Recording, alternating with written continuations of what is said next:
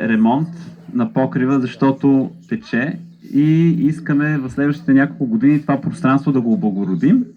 Сградата да може да се ползва целогодишно, защото в момента се ползва само лятото за кинопрожекции и реално от ноември до май месец ние спираме много от нашите занимания и за това сме стартирали дарителска кампания. Ще сме ви много благодарни.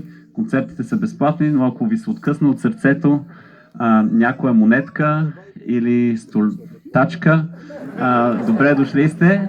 Има една голяма червена кутия там. Тя е голяма и червена, за да не каже някой, че не я е видял случайно. И е там.